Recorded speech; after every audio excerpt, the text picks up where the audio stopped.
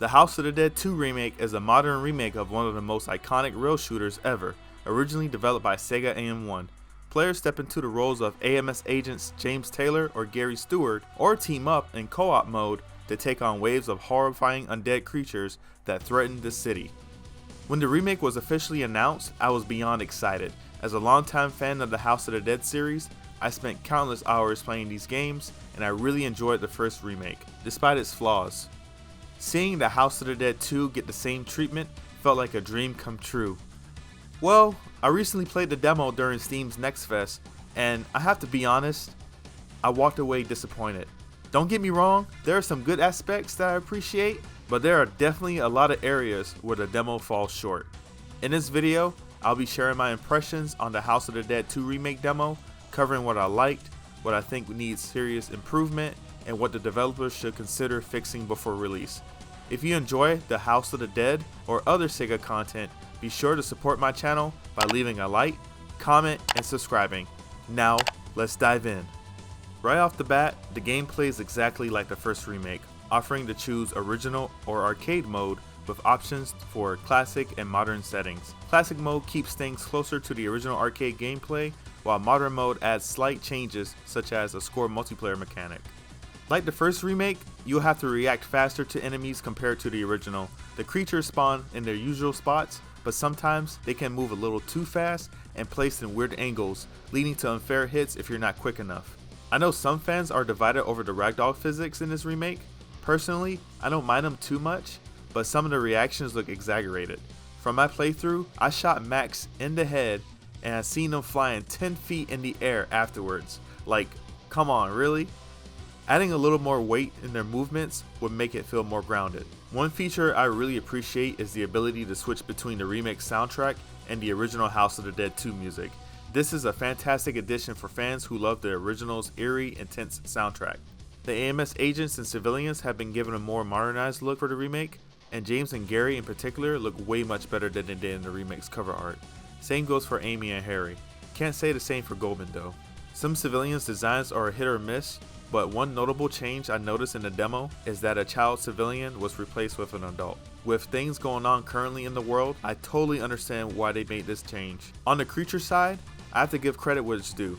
The enemies look good, especially Johnny and the Ebitans. The developers clearly put effort into making them faithful to their original designs while adding extra details.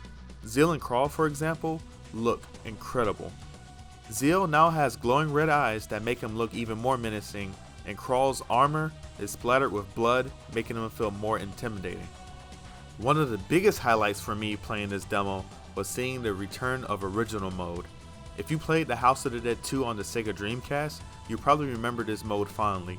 It allowed you to collect special items like character costumes and weapons, which changed how you approach the game and added tons of replay value.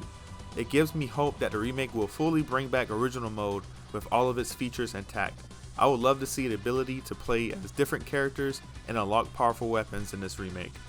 One thing I really wish they had done with the first remake was adding more playable characters. So fingers crossed for that, because I'm excited to play as Bruno Dillinger from Dynamite Cop if he's in the game. Now let's talk about one of my biggest complaints, the game's environments.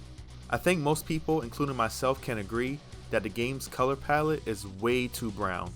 The original game took place during the day and had a gothic, eerie atmosphere, but the environment was still vibrant. Buildings, the characters, and even the creatures surrounding it had distinct colors that made the setting stand out. In the remake, everything is covered in this brownish tint that makes it hard to see the details in the environment. It honestly feels like a downgrade, and I really hope the developers adjust the lighting and colors before the final release. The original had an atmosphere that stood out, but this just feels so dull. Another issue I noticed is how some of the cutscenes are handled. For example, the scene where James and Gary find G injured in the library feels awkward. The camera stays focused on G the entire time, and James and Gary aren't even visible in the shot. This takes away a lot of the impact of the moment from the original game. The opening cutscene, in my opinion, also needs some improvements. The sequence on video is very low quality, the recap of the first game lacks subtitles, which makes it unclear for new players who haven't played the first remake. The characters' animations look way too janky and action figure-like, There should be dead bodies and burning cars surrounding Zill and Crawl to better capture the devastation, and Goldman just does not look like Goldman we grew up with. His face and expressions just fell off. I like his design in the House of the Dead 4 a lot more, as he looks more mysterious and intimidating, so I hope they take some notes from that. After blasting through the demo, I finally reached Judgment, the first boss, and wow, this fight was kind of a mess. My biggest issue with the boss fight is Zill's movements. In the original game, he would rotate around Crawl and position himself for you to shoot him at the right moment. Here, he just hides behind Crawl for most of the fight, making the encounter feel less dynamic. Another problem I have with the game is that Zill moves way too fast. Instead of being visible when he commands Crawl to attack like the original game, he zips down behind him almost instantly, making it really difficult to react. He doesn't even come out and laugh to give the player the opportunity to strike back. This fight needs some serious reworking to feel more fun and fair. And now, the moment you've all been waiting for is the voice acting. We're meeting G over there. No, not G. Counting on you, Gary. Leave it to me. No. Why? Look how they massacred my boy.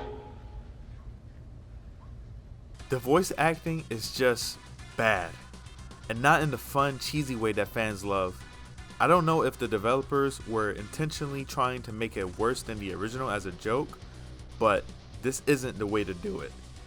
The original House of the Dead 2 did in fact have cheesy voice acting, but it had charm to it. It was weird, but it was also memorable and full of energy. The remake's voice acting feels stiff, unnatural, and sometimes lifeless. In my opinion, I think James and Harry sound okay, but the civilians are overacting, making their lines feel forced instead of naturally awkward. Amy's voice sounds slightly AI generated, but I think she's voiced by a real person. And I kinda miss the tone that Zill had in the original game as well. But the worst offender will have to be awarded to Gary Stewart. He was just absolutely done dirty. Like, what happened? What happened with the voice direction? Instead of the young, soft-spoken AMS agent with a sense of justice, he now just sounds like a wannabe superhero. It just completely ruins his character, man.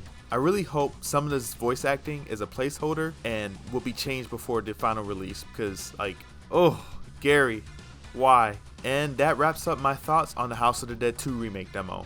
As someone who loves the House of the Dead, this demo felt underwhelming. Right now, I still prefer the first remake over this one. Since it's an early demo, I really hope Forever Entertainment and Megapixel Studio take community feedback seriously. If they need to delay the game to fix these issues, I'm all in for it. What do you guys think? Have you played the demo? Let me know in the comments below, and don't forget to like and subscribe for more House of the Dead, Sega, and video game content. Until then, I'll see you all in the next video.